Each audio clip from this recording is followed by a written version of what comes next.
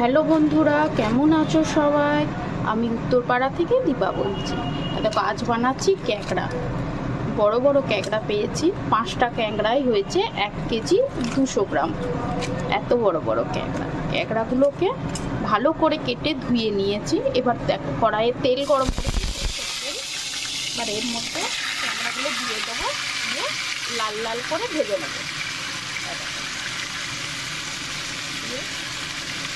লাল লাল করে ভেজে নেবো। ভেজে নেওয়ার আগে এর মধ্যে দিয়ে দেবো সামান্য পরিমাণে নুন আর হলুদ। দেখো, নুন হলুদ দিয়ে দিয়েছি। এবার এটাকে ভালো করে লাল লাল করে ভাজবো। আর দেখো, ভালো করে লাল লাল করে ভাজা হয়ে গেছে। এবার এটা আমি তুলে রেখে দেবো। আর দেখো, ক্যাঁকড়াগুলো এর মধ্যে তুলে নিয়েছি।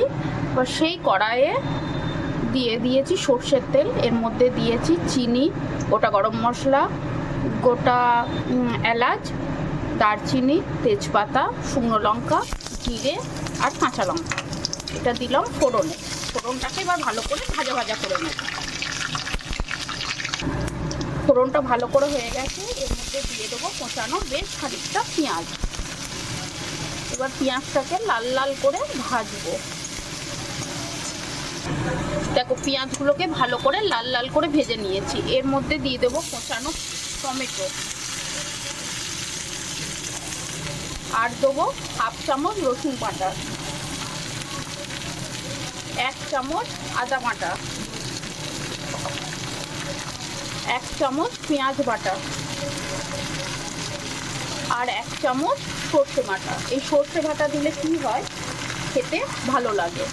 আর একটু দিলাম সর্ষে বাটা, 2 চামচ সর্ষে বাটা। আর এর মধ্যে আছে হলুদ গুঁড়ো, লঙ্কা গুঁড়ো, ধনে গুঁড়ো, জিরে গুঁড়ো আর খানিকটা গোলমরিচ গুঁড়ো দিয়ে ভালো করে এবার কষাবো। আর দেবো খানিকটা পরিমাণে কাঁচা লঙ্কা বাটা। কাঁচা লঙ্কা বাটা দিলে ক্যাঁকড়ার টেস্ট দ্বিগুণ বেড়ে যায়।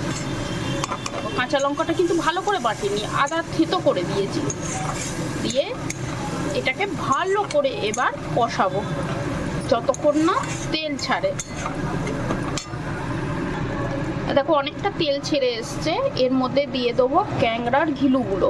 এই ঘিলুগুলো দিলে এর টেস্ট দ্বিগুণ বেড়ে যায়।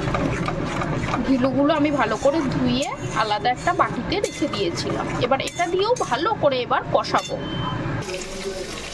ফিরে এলাম কিছুক্ষণ পর। দেখো, ভালো করে কষানো হয়ে গেছে, কিন্তু তাও আমার মনে হচ্ছে আর একটু কষাতে হবে, আর একটু তেল ছাড়বে। তাই আবার ঢাকা দিয়ে দেবো 2-3 মিনিটের জন্য। দেখো, ফিরে এলাম 2-3 মিনিট পর। ভালো করে এবার কষানো হয়ে গেছে। এর মধ্যে দিয়ে দেবো ভেজে রাখা ক্যাঁকড়াগুলো।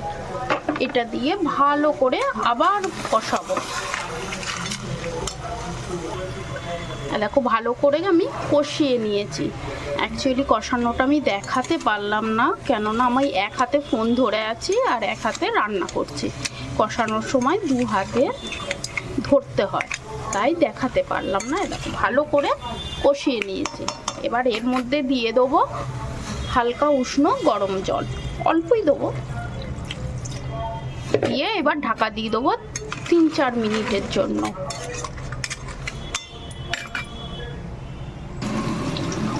দেখো, ফিরে এলাম 2-3 হয়ে গেছে, শুকনো শুকনো হয়ে গেছে। এর মধ্যে দিয়ে দেবো ধনিয়া পাতা, দিয়ে ভালো করে নাড়াচাড়া করে নামিয়ে দেবো।